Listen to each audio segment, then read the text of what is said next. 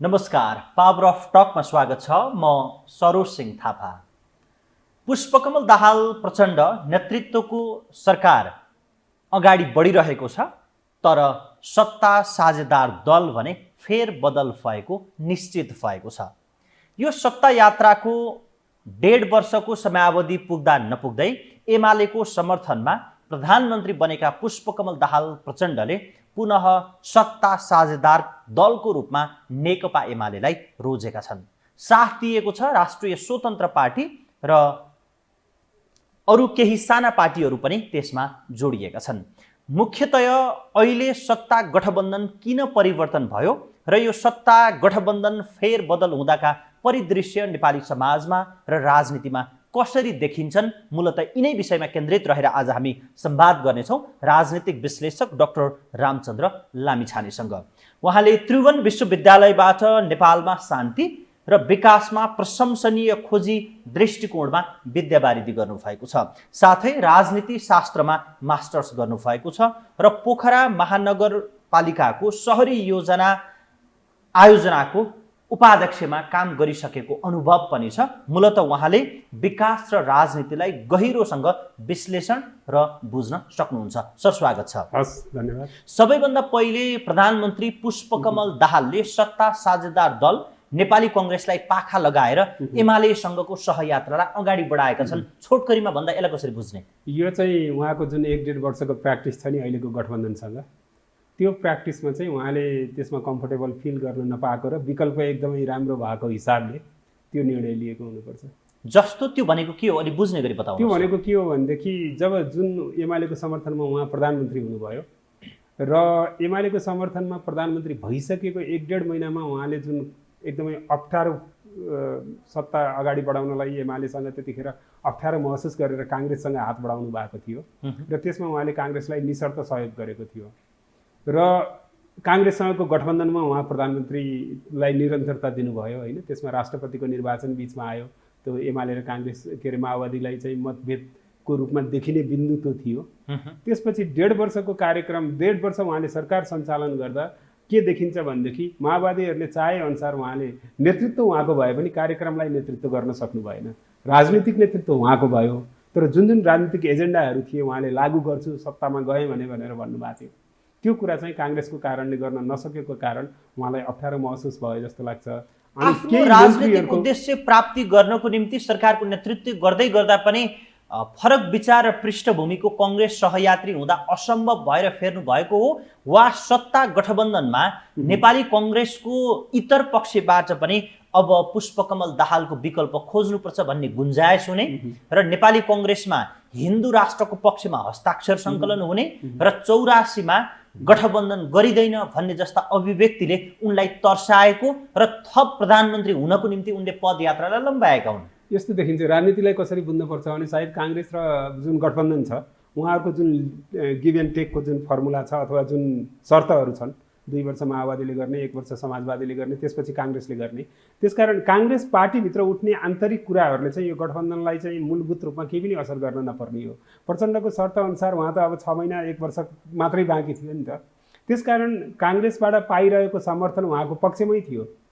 पार्टीभित्र त स्वाभाविक रूपमा सबै पार्टीका आफ्ना लाइनअनुसार कुरा गर्छन्, त्यसले उहाँलाई अप्ठ्यारो पारेको होइन। अप्ठ्यारो केले पारेको होला जस्तो लाग्छ भनेदेखि जुन सरकारको रूपमा उहाँले नेतृत्व गरेको सरकारले जसरी डेलिभरी दिन चाहिरहेको थियो, जसरी नीति कार्यक्रमहरू ल्याउन चाहिरहेको थियो, त्यो नीति कार्यक्रम ल्याउने कुरामा चाहिँ उहाँले एकदमै अप्ठ्यारो महसुस गरेपछि योभन्दा सजिलो त वामपन्थीहरूकै एलाइन्समेन्टमा सजिलो हुन्छ भन्ने निष्कर्षमा पुगेका कारणले यो गठबन्धनमा चाहिँ यो फेरबदल आएको हुनुपर्छ। त्यसलाई त्यसरी हेर्ने कि प्रचण्ड सत्ता राजनीतिको निम्ति यति धेरै अस्थिर छन्, उनले एमालेको विरुद्ध कांग्रेस र कांग्रेसको विरुद्ध एमाले प्रयोग गर्छन् आफ्नो स्वार्थको निम्ति र चुनावमा जाँदा एउटा कोलुसन बनाएर जान्छन् र सरकार गठन आफू 32 सिट तेस्रो दलको संसदीय दलको नेता हुँदा पनि प्रधानमन्त्री बन्न उनलाई मन लाग्छ र आफू चुनावमा गएको कोलुसनलाई नजरअन्दाज गरेर नेकपा एमालेसँगको सहयोगमा सरकार बनाउँछन् र आफूलाई असुरक्षित महसुस गरिसके पछाडि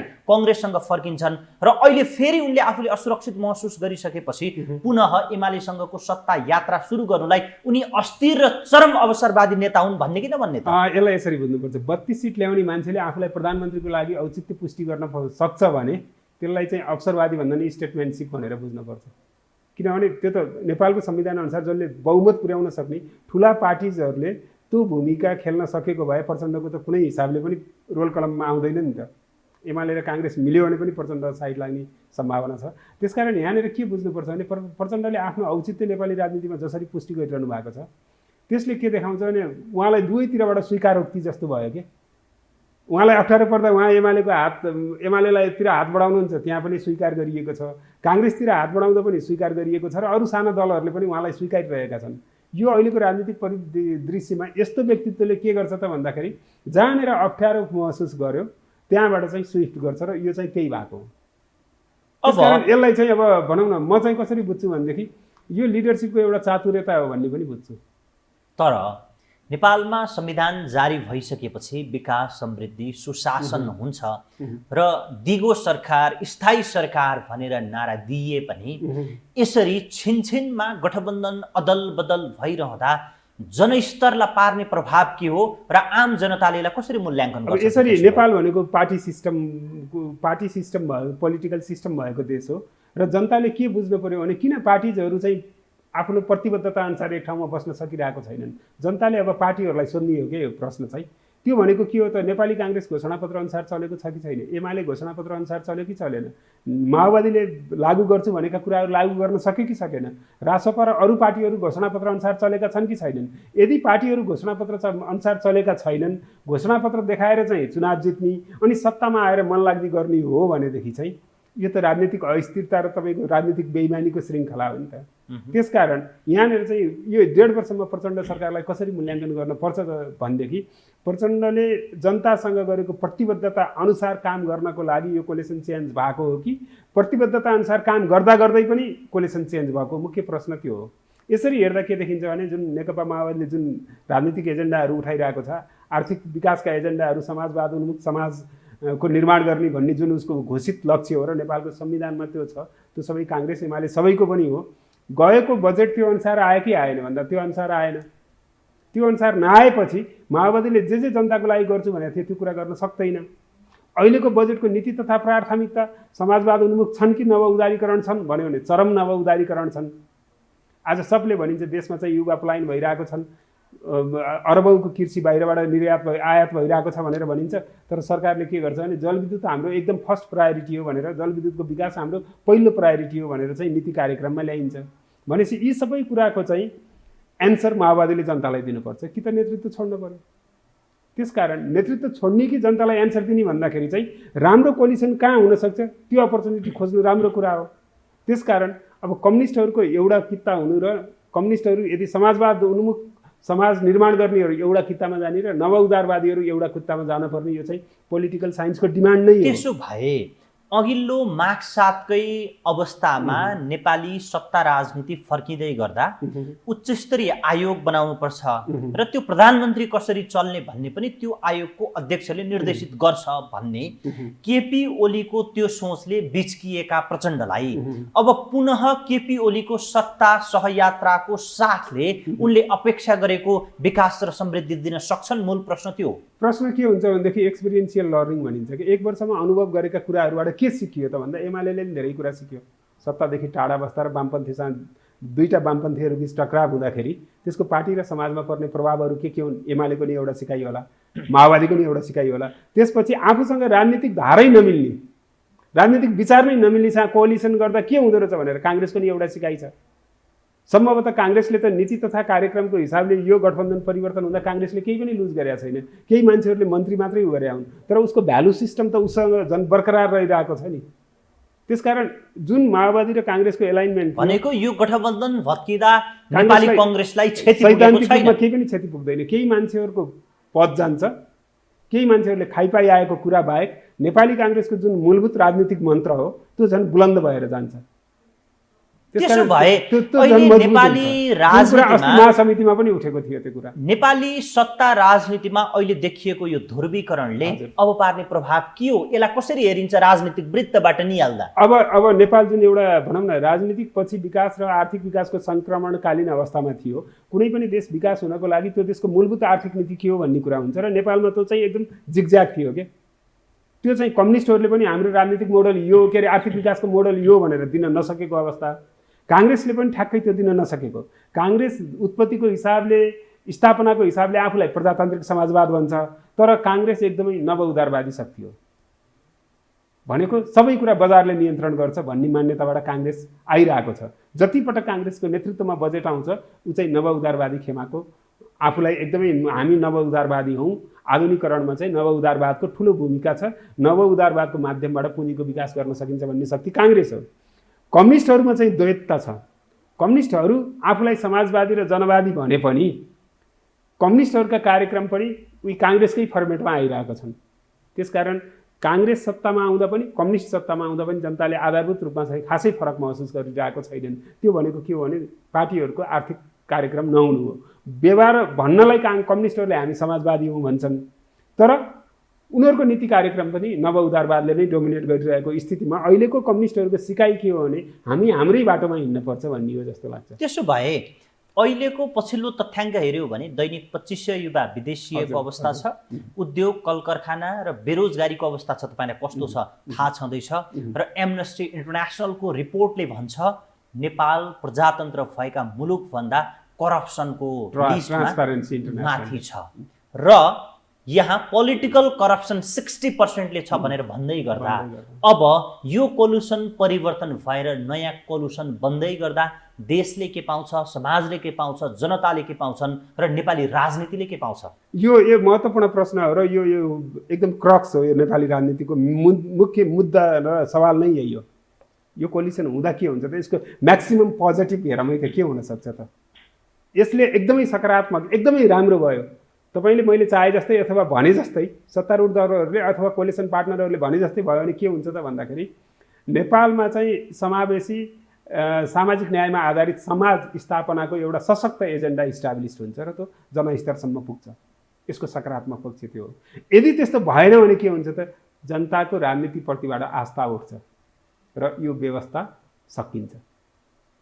मान्छेले व्यवस्थाको विकल्प खोज्छन्। त्यसकारण यो अन्तिम प्रयोग हो भन्ने बुझ्नुपर्छ नेपाली राजनीतिको। त्यसो भए यो लाग्दैछ कि अहिले बनेको यो कोलुसन करिब 1 वर्षभन्दा अलि बढी जननिर्वाचित प्रतिनिधिहरू छानिएर आएको बेला भयो। 84मा आम निर्वाचन हुँदैछ। 84 सम्म यो सरकार टिक्छ र त्यसपछि पुनः यही कोलुसन यही गठबन्धन चुनावमा जान्छ र पार्टी एकता हुन्छ भन्ने कोणबाट तपाईँले बुझिरहनु भएको छ। यसलाई यसरी बुझ्नुपर्छ, 84 सम्म यो नयाँ कोलिसनको सरकार रहन सक्छ, रहने आधारहरू धेरै छन्। यदि भनौँ न अब नेपाली कम्युनिस्टहरूको चाहिँ कस्तो चरित्र छ भनेदेखि मनमिल्दा मिलिहाल्ने, सानो अन्तर्विरोध आए पनि आफू एकअर्कालाई कटाक्ष गरेर एकदम टाढिने स्वभाव छ। सम्भवतः त्यसबाट पाठ सिकेर यो कोलिसन डेभलप भएको हो कि भनेर अनुमान गर्न सकिन्छ। त्यसकारण 84 सम्म यही कोलिसन गइरह्यो भनेदेखि कोलिसनको मुख्य पार्टीहरू भनौँ न, खास गरी वामपन्थी पार्टीहरू माओवादी र एमाले अथवा यसमा समाजवादी पनि आउने सम्भावना देखिन्छ। के अहिलेको यो कोलुसनमा समाजवादी फर्किने सम्भावना देखिन्छ? सम्भावना देखिन्छ।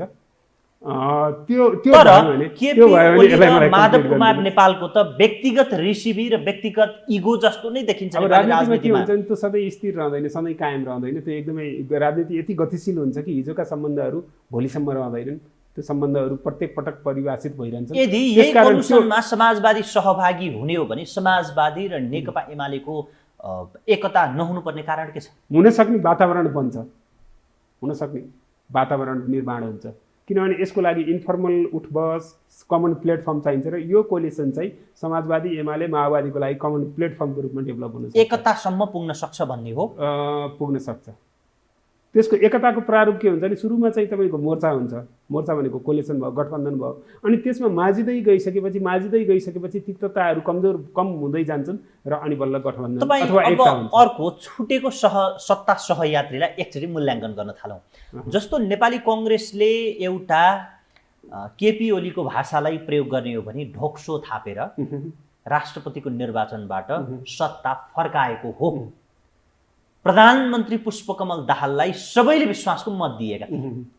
अब यो सन्दर्भलाई हेर्यो भने यो अवस्थामा नेपाली राजनीति कसरी आइपुग्यो?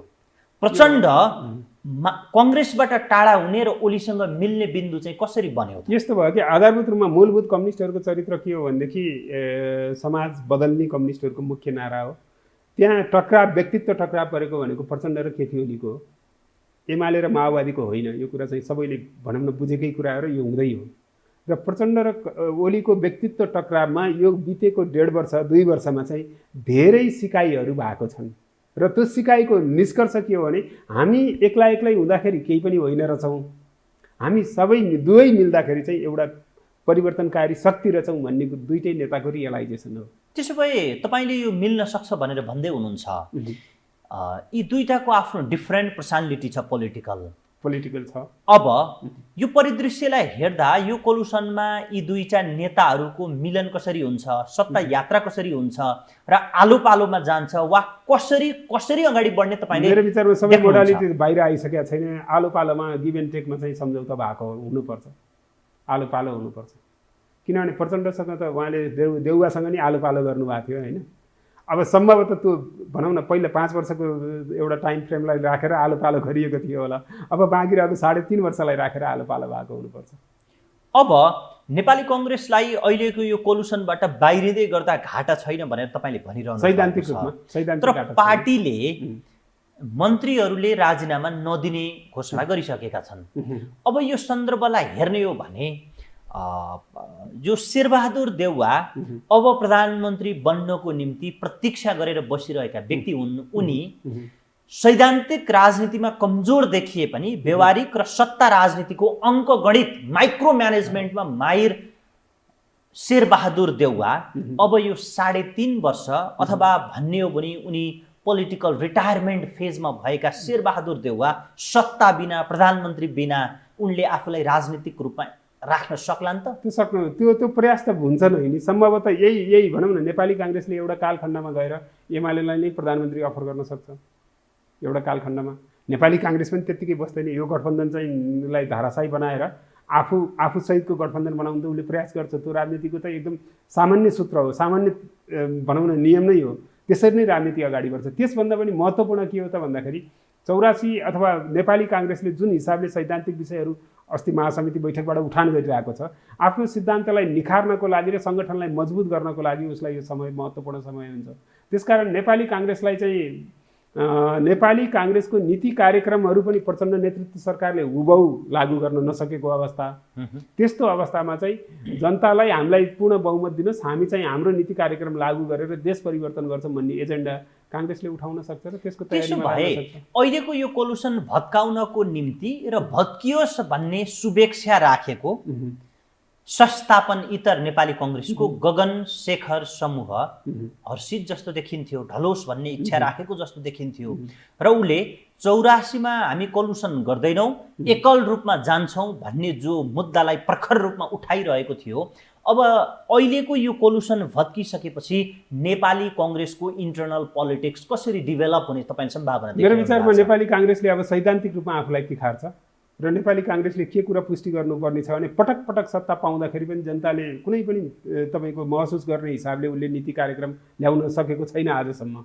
जति पटक सत्तामा गए पनि केही व्यक्तिहरूको काम भयो होला, केही व्यक्तिले पद पाए, केही व्यक्तिले चाहिँ मन्त्रीहरूलाई अथवा सरकारलाई प्रभाव पारेर काम गरे होलान्। आधारभूत रूपमा नेपालको उत्पादन सम्बन्धलाई भनौँ न, आधारभूत रूपमा जनताहरूलाई चाहिँ संरक्षण गर्ने, उत्पादन बढ्ने हिसाबले चाहिँ नेपाली काङ्ग्रेसले अहिलेसम्म कुनै पनि कार्यक्रम ल्याएको छैन। त्यसकारण यो कार्यक्रम अहिले महासमितिमा जसरी जुन हिसाबले महासचिवहरूले कुरा, नेपाली काङ्ग्रेसको महामन्त्रीहरूले जसरी कुरा उठाउनु भयो, त्यसले के देख्छ भने नेपाली काङ्ग्रेसलाई सैद्धान्तिक निखारता एकदम जरुरी छ भन्ने कुरा भन्ने हो भने महामन्त्रीहरू जसरी सभापति विरुद्ध हस्तक्षेपकारी भूमिकामा उभिरहेको देखिन्छ निर्वाचन पछाडिका सबै गतिविधिहरूमा हेर्यो भने, चाहे गएको निर्वाचनमा कोलुसन गर्न हुन्न भन्ने देखियोस्, चाहे यदि हामीले राम्रो पर्फर्म गर्न सक्दैनौँ भने यदि यो कोलुसन नछोड्ने हो भने सरकार बाहिर रहेर समर्थन गरौँ भन्ने कुरा होस्, यी यावत कुराहरू हेर्दा महामन्त्रीले सभापति विरुद्ध दबाब खडा गरिरहेको सन्दर्भ देखिन्थ्यो। अब परिस्थिति पनि त्यस्तै देखिएको छ भनी अब नेपाली कङ्ग्रेसको नेतृत्वमा प्रखर रूपमा उदाउनको निम्ति महामन्त्रीहरूले आफ्नो एउटा स्पेस बनायो, मौका मिल्यो भन्ने ढङ्गबाट बुझ्दा हुन्छ। त्यो त एकदमै साधारण कुरा भयो। जसले पनि राजनीतिमा लागिसकेपछि त्यसको नेतृत्वसम्म पुग्ने सबैको चाहना हुन्छ र महामन्त्रीहरूले त्यसरी आफूलाई औचित्य पुष्टि गर्न सक्नु स्वाभाविक कुरा हो। मुख्य कुरा महामन्त्रीहरूको बुझाइ र नेपाली काङ्ग्रेस महासमितिको एउटा खेमाको बुझाइ के हो भने काङ्ग्रेसमा सैद्धान्तिक सङ्कट छ र कम्युनिस्टहरू सैद्धान्तिक रूपमा चाहिँ पारङ्गत छन्। काङ्ग्रेसहरू सैद्धान्तिक सङ्कट भएको अवस्थामा चाहिँ हामी अघिल्लो चुनावमा वामपन्थीहरूसँग प्रतिस्पर्धा गर्न सक्दैनौँ भन्ने जुन बुझाइ छ त्यो एकदम सही छ।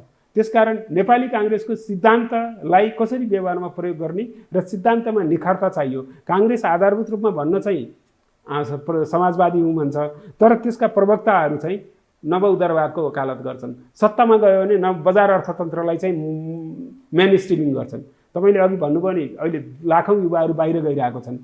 2047 सालबाट सुरु गरेको नव उदारवादको कारणले मान्छेले आफूलाई आगो लगाउने स्थितिमा पुर्याइयो देशलाई। अहिले जुन भनौँ न सहकारीहरूमा चाहिँ जुन विचलन आइरहेको छ, ब्याङ्कहरूले चाहिँ मनलाग्दो तरिकाले ब्याङ्क उठाइरहेको के अरे ब्याज बढाइरहेको छन्, त्यो भनेको नव उदारवादको परिणाम हो। नेपाली काङ्ग्रेसको नेतृत्वमा भएको खुला उदारवादी अर्थतन्त्रको परिणाम हो यो। त्यसकारण त्यसलाई यो ठिक छ भनेर औचित्य पुष्टि गर्ने काम पनि त नेपाली काङ्ग्रेस पार्टीको हो नि त। त्यसकारण सैद्धान्तिक रूपमा चाहिँ कसरी यो ठिक छ, हामीले लिएको अर्थनीति कसरी ठिक छ भनेर पुष्टि गर्ने काम त नेपाली काङ्ग्रेसको हो। नेपाली काङ्ग्रेसले लिएको नीति कसरी ठिक छ भनेर त्यो पुष्टि गर्ने काम नेपाली काङ्ग्रेसको हो। जुन कुरा चाहिँ अहिलेको महासमितिमा महामन्त्रीहरूको नेतृत्वमा उठेको देखिन्छ। त्यसकारण ब्याक टु करेन्ट अफेयर्स, जस्तो नेपाली राजनीति पछिल्लो समय जति धेरै आदर्श सिद्धान्त र वैचारिक नीति र आस्थाका बारेमा गहन छलफल गरे पनि संसदको अङ्कगणितको सत्ता यात्रामा झुमेको भुलेको प्रश्न देखिन्छ। अब तपाईँले भन्दै हुनुहुन्थ्यो कि यो कोलुसनलाई भत्काउनको निम्ति पनि नेपाली कङ्ग्रेसबाट हर प्रयास त हुन्छ।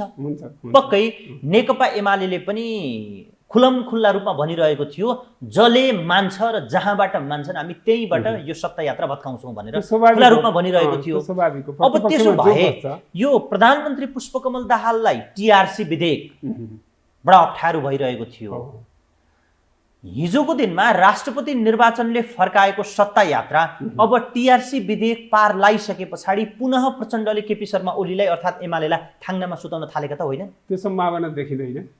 किनभने राजनीतिमा केही कुराहरू इथिकल कुराहरू पनि हुन्छन् होइन। त्यो नेपाली राजनीतिमा अझै बाँकी छ र नैतिकता भन्ने कुरा त्यसरी भन्न सकिँदैन। किनभने नेपाललाई लिड गर्ने भनेको यिनै तीनवटा पार्टीहरू हुन् र परिस्थिति अनुसार चाहिँ डिसिजन गर्ने पार्टीहरूको अधिकार पनि हो र त्यो पार्टीहरूले गरि नै रहेका छन्। अब टिआरसी निकै महत्त्वपूर्ण कुरा हो। टिआरसी किन महत्त्वपूर्ण कुरा हो भने जनयुद्धको जगमा नेपालको आमूल संरचना परिवर्तन भएको भनौँ न गणतन्त्रको लागि एकदमै महत्त्वपूर्ण रोल छ। त्यही छ भनेर 2065 सालमा सिपिए भएको हो नि विस्तृत शान्ति सम्झौता काङ्ग्रेसले पनि स्वीकारेको कुरा हो, एमाले पनि स्वीकारेको कुरा हो, माओवादीले पनि स्वीकारेको कुरा हो। हालाकि 2065 सालमा माओवादीको जन्म टेस्ट भएको थिएन। त्यतिखेरका ठुला पार्टीहरू भने काङ्ग्रेस र 7 पार्टीहरू थिए भनौँ न, उनीहरू सबैले सर्वसम्मत स्वीकारेर सिपिए भएको भनौँ न विस्तृत शान्ति सम्झौता भएको। त्यसकारण यो त्यतिखेर नै भइसक्न पर्ने कुरा थियो। तर त्यसपछि षड्यन्त्र भनौँ न धेरै प्रकारका कुराहरू गरेर टिआरसी कम्प्लिट नहुँदा यसले के गरेको छ भन्दाखेरि समग्र देशलाई नै अप्ठ्यारो पारेको छ। माओवादीको मात्र टिआरसी पछाडि यो सत्ता फर्किन्न भन्ने तपाईको मूल्याङ्कन हो। राष्ट्रिय सभाको निर्वाचन पछाडिको मत परिणाम सार्वजनिक भइसक्यो र राष्ट्रिय सभाको अध्यक्षको निर्वाचनमा यो सत्ता यात्रा पुनः फर्किने सम्भावना छ। राष्ट्रिय सभाको अध्यक्षमा यो सत्ता यात्रा फर्किँदैन किनभने अब यो एक ठाउँबाट अर्को परिस्थिति सिर्जना भइसकेपछि त्यसलाई त्यसरी नै बुझ्नु पर्दछ। राष्ट्रिय सभाको चाहिँ भनौँ न अब माओवादीलाई कहाँनिर चोट लाग्यो त भन्दा कोसीमा बहुमत हुँदाहुँदै पनि हार्न पर्यो। हारिसकेपछि के हुन्छ भने साना सानो कुरा एकुमुलेट हुँदै गएर विस्फोट हुने हो। एकातिर संसदमा चाहिँ नीति कार्यक्रममा चाहिँ माओवादीको पकेटमा माओवादीको होल्ड भइरहेको छैन, माओवादीले भनेअनुसारको कुरा आइरहेको छैन। अर्कोतिर चाहिँ अब सहयात्रीहरूको विश्वासको सङ्कट भइरहेको बेलामा यो कोलेसन टुट्नै पर्ने थियो। त्यसकारण आज टुटेको कोलेसन 1-2 महिनामा नै रिटर्न ब्याक हुन्छ भनेर चाहिँ त्यस्तो देखिँदैन। ठिक छ। र अहिलेको यो कोलुसनलाई पछाडि साना दलले रेशम चौधरीको नेतृत्वको पार्टीले, त्यसै गरी उपेन्द्र यादव नेतृत्वको पार्टी र रवि लामिछाने नेतृत्वको पार्टीले समर्थन गर्ने भएका छन्। यी तीन साना पार्टीको उपस्थितिलाई कसरी हेर्नु भएको छ? यो चाहिँ कस्तो छ भनेदेखि सैद्धान्तिक रूपमा हेर्दाखेरि उपेन्द्र यादव चाहिँ सेन्टर टु लेफ्ट हो, उहाँ चाहिँ वामपन्थीसँग नजिक हो। अब रेशम चौधरीको पहिचानवादी आन्दोलनबाट आएको पार्टी हो, त्यसको राजनीतिक कार्यदिशा के हो भन्ने कुरा स्पष्ट मैले पढ्न पाएको छैन। तपाईँको राजसपा चाहिँ नवउदारवादी पार्टी हो, बढी कङ्ग्रेससँग मिल्छ, उसको र काङ्ग्रेसको लाइन मिल्छ। यो हुँदाहुँदै पनि राजसपा के चाहिरहेछ भने सत्तामा गएर भर्खर आएको अलिकति अपर्च्युनिटी भयो भने मैले नयाँ केही देखाउन सक्छु कि भन्ने उसको चाहिँ एउटा इन्टेन्सन देखिन्छ। केही गरेर जनमतलाई चाहिँ आफ्नो पक्षमा ल्याउन सक्छु कि, अथवा यो व्यतिथिलाई हस्तक्षेपकारी भूमिकामा एटलिस्ट एक दुईवटा मन्त्रालयमै पनि नमुनाको काम गर्न सकिन्छ कि भन्ने एकदम पोजिटिभ इन्टेन्सन देखिन्छ उहाँहरूको। त्यसकारण उहाँहरू चाहिँ यो सत्ताको अपर्च्युनिटीलाई उपयोग गर्दै हुनुहुन्छ। यो चाहिँ उहाँ उपयोगको रणनीति हो जस्तो लाग्छ। यो सन्दर्भलाई तपाईँ कसरी हेर्नुहुन्छ? जस्तो नेपाली राजनीति अहिले सत्ता यात्राले भए पनि दुईटा ध्रुवीकरणको बाटोमा गएको छ र मूलतः 2084 सालको निर्वाचनसम्म पुग्दा र त्यसको परिणाम सार्वजनिक हुँदासम्म वामपन्थी र डेमोक्राटको लाइन दुई किता फक्लेटा हुन्छ भनेर भन्दै गर्दा यता वामपन्थीसँग रवि लामिछाने किन टाँसिए त? यस्तो वामपन्थीसँग रवि लामिछाने भनेको यो तत्कालीन कार्यनीति हो कि उहाँको रणनीति मात्रै हो।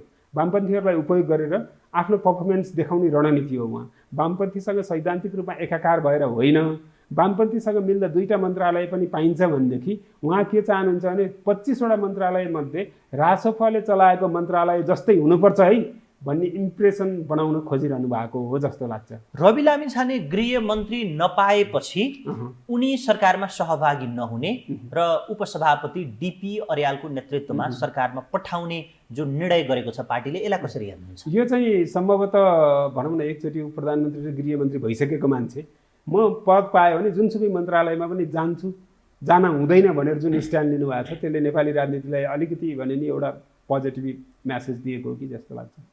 अब त्यसो भए यो वामपन्थीहरू अब आउने निर्वाचनसम्म पुग्दा एक ठाउँमा उभिने त्यो सम्भावना बढी देखिन्छ। त्यसो भए यता कङ्ग्रेस त एक्लै चुनाव पक्कै लड्दैन होला। अहिले त राप्रपाले बोक्ने जस्ता मुद्दा पनि नेपाली कङ्ग्रेसमा 40% महासमिति सदस्यले हस्ताक्षर गरेको अवस्था छ भनी अब के हुन्छ त्यहाँ? यस्तो हुन्छ, नेपाली काङ्ग्रेसले चाहिँ नेपाली काङ्ग्रेसको सिद्धान्तसँग नजिक भएका शक्तिहरू छन् नि, जस्तै पहिलो पनि प्रयास गरेका थियो काङ्ग्रेसले, महन्त ठाकुरको पार्टी काङ्ग्रेस भयो, महन्त ठाकुरको पार्टी भयो, त्यसपछि तपाईँले भन्नुभएको राप्रपा भयो र राष्ट्रिय स्वतन्त्रता पार्टी। यी पार्टीहरूको चाहिँ आम रूपमा अवधारणागत रूपमा चाहिँ एउटै उद्देश्य हो। एकतासम्मकै सम्भावना देखिन्छ वा कोलिसन? एकता हुँदैन, कार्यगत एकता हुनसक्छ, कोलिसन हुनसक्छ 84 मा। त्यसो भए अहिले यो परिवर्तन भएको सत्ता राजनीतिले नेपाली समाजमा केही आशाका सञ्चार गर्न सक्छ वा थप निराशा थपे? यो चाहिँ अहिलेको कोलिसनलाई अन्तिम अवसर हो। यदि उहाँहरूले जनतालाई आशा जगाउन सक्नु भएन भने 84 मा कम्युनिस्टहरूको औचित्य सकिन्छ। एकदम सानो शक्तिको रूपमा रहन्छन् कम्युनिस्टहरू, त्यसकारण यो चाहिँ अन्तिम अवसर हो कम्युनिस्टहरूलाई। त्यसमै माधव कुमार नेतृत्वको समाजवादी पार्टी जो छ त्यो एउटा एक ढङ्गले भन्ने हो भने अध्यक्ष केपी शर्मा ओलीसँगको इगोकै कारणले गर्दा एउटा छोटो झुन्ड बोकेर हिँडे जस्तो देखिन्छ। त्यसले प्राप्त गरेको मत परिणाम त्यत्रो ठुलो कोलुसनमा हुँदा पनि एउटा राष्ट्रिय दल बन्न सकेन। त्यो पार्टीको अवस्था त्यस्तो छ। अब ओलीसँग निकै ठुलो तिक्तता देखिन्छ माधव कुमार नेपालको। अब समाजवादी र त्यो पार्टीको भविष्यलाई चाहिँ कसरी हेर्नुहुन्छ? यसरी हेर्नुपर्छ, किनभने समाजवादीले पार्टी बनाएको छोटो समयमा चुनावमा जाँदाखेरि पनि उसले निर्वाचन भनौँ न सङ्घीय निर्वाचनमा र स्थानीय प्रदेशमा जहाँ आफ्नो औचित्य र उपस्थिति देखाएको छ त्यो महत्त्वपूर्ण छ र त्यसलाई चाहिँ वामपन्थीहरूले स्वीकार्छन् होला जस्तो लाग्छ मलाई। एमाले र माओवादी दुईटै एमालेले त पार्टीको हैसियत पनि दिएको देखिँदैन। सम्भवतः त्यो त्यति बेलाको कुरा हो। अब परिस्थिति धेरै परिवर्तन भएको छ, किनभने जित्ने हो भने विन विन एप्रोच लिनुपर्छ होइन। एक्लै अर्कोलाई निषेध गर्दाखेरि चाहिँ जित सुनिश्चित हुँदैन। त्यो प्र्याक्टिस चाहिँ गएको चुनावमा वामपन्थीहरूले गरेर हेरे नि त। एक्लै अर्कोलाई निषेध गरे, एक्लै अर्कोलाई तेजोबोध गरे, परिणाम के भयो? दुई तिहाईको नजिक भएका 62% कम्युनिस्टहरू कतिमा गएर खुम्चिनु पर्यो? योबाट त सिकाइ भएको होला नि त। त्यसकारण अब के थियो भने हिजो के थियो होइन कि भोलि के हो भन्ने एजेन्डा प्रश्न केन्द्रमा रह्यो भनेदेखि चाहिँ सबैहरू बीच अब नेपाली कङ्ग्रेसका नेपाली कङ्ग्रेसका मन्त्रीहरूले त राजीनामा नदिए पनि स्वाभाविक रूपमा त्यो त- प्रधानमन्त्रीले बर्खास्त गर्छन्, कुनै अर्को प्रश्न रहेन। तर माओवादीबाट रहेका मन्त्रीहरूलाई सबैलाई फेरेर नयाँ ल्याउने सम्भावना छ वा तिनैलाई निरन्तरता दिने सम्भावना छ? सम्भवतः के हुनुपर्छ भने यदि प्रचण्ड सरकारले नयाँ गति सिर्जना गर्न खोजेको हो भनेदेखि चाहिँ मन्त्रीहरू सबै परिवर्तन गर्नुपर्ने देखिन्छ। अब किनभने माओवादी स्वयंका मन्त्रीहरूको भूमिका चाहिँ प्रशंसा गर्न लायक त्यस्तो पर्फर्मेन्स देखिँदैन। स्टन्टबाजी देखिन्छ, कसैको चर्चा, स्टन्टबाजी बाँकी देखिन्छ, मिडियामा आउने चर्चा भनौँ न त्यस्तो देखिन्छ। खास गरी चाहिँ माओवादीको जुन भनौँ न जनयुद्धले जुन सिर्जना गरेको जनयुद्धले डिमान्ड गरेको जुन कार्यक्रम नीति कार्यक्रमहरू ल्याउनु पर्ने थियो त्यो कुरालाई चाहिँ व्यवहारमा प्रयोग गरेर माओवादीको एउटा औचित्य पुष्टि गर्न पर्ने अपर्च्युनिटीहरू त्यसका मन्त्रीहरूले मिस गरेका छन्। त्यसकारण तिनै मन्त्रीको निरन्तरताले चाहिँ नयाँपन आउला जस्तो लाग्दैन। अब अहिले राप्रपाले सरकारमा सहभागी नहुने घोषणा गरिसकेको छ, तर पहिला ओली र प्रचण्डको मिलनको सरकार हुँदा राप्रपा पनि एउटा सत्ता साझेदार दल थियो र उप प्रधानमन्त्रीको जिम्मा सहित सरकारमा सामेल थियो।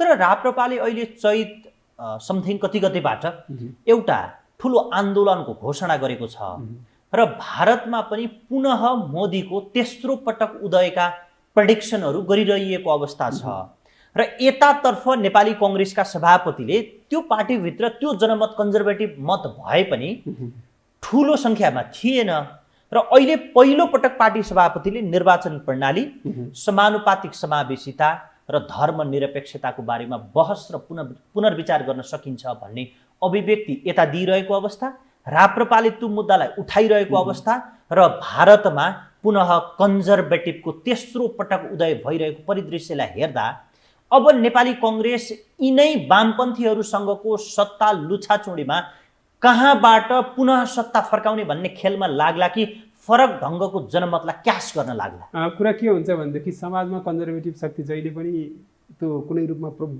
के अरे व्यक्त भएको होस् अथवा अव्यक्त होस्, कन्जर्भेटिभ शक्ति एउटा महत्त्वपूर्ण भूमिकामा रहि नै रहन्छ, त्यसको एउटा शक्ति रहिरहन्छ। अहिले कन्जर्भेटिभ शक्तिलाई तिनवटा ठाउँबाट तिनवटा ठाउँमा छरेर बसेको देखिन्छ। राप्रपा कन्जर्भेटिभ शक्तिको प्रवक्ता नै हो।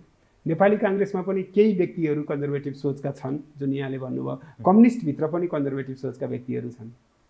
त्यसकारण अहिले यी तिनवटा शक्तिहरू तीन ठाउँमा छरिएर बसिन्जेलसम्म यिनीहरूले कुनै पनि परिणाम दिन सक्दैनन्।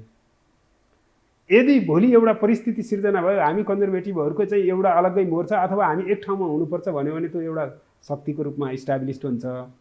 यदि यो तीन ठाउँमा छरिएर बसेको अवस्थासम्म यो शक्ति बन्न सक्दैन। बढीमा ठुलो शक्ति भनेको राप्रपा हो। अब राप्रपा चाहिँ के हो भने सिद्धान्तविहीन पार्टी हो, त्यो कलेक्सन अफ द पिपुल हो, त्यहाँ कुनै पनि सिद्धान्त छैन अथवा आउटडेटेड सिद्धान्त छ। जनताले त्यत्रो ठुलो सङ्घर्ष गरेर फालेको राजतन्त्रलाई फर्काउँछु भन्छ, त्यो सिद्धान्तविहीन पार्टी हो। त्यो सिद्धान्तले नेपाली समाजको कुनै पनि समस्याहरू समाधान गर्नलाई चाहिँ कुनै पनि भूमिका प्ले गर्दैन, त्यो क्रान्तिकारी शक्ति होइन। त्यसकारण राप्रपाले अब त्यो स्टन्ट गरिरहनु पर्ने अथवा आन्दोलन घोषणा गरिरहनु पर्ने त्यो स्वाभाविक कुरा हो।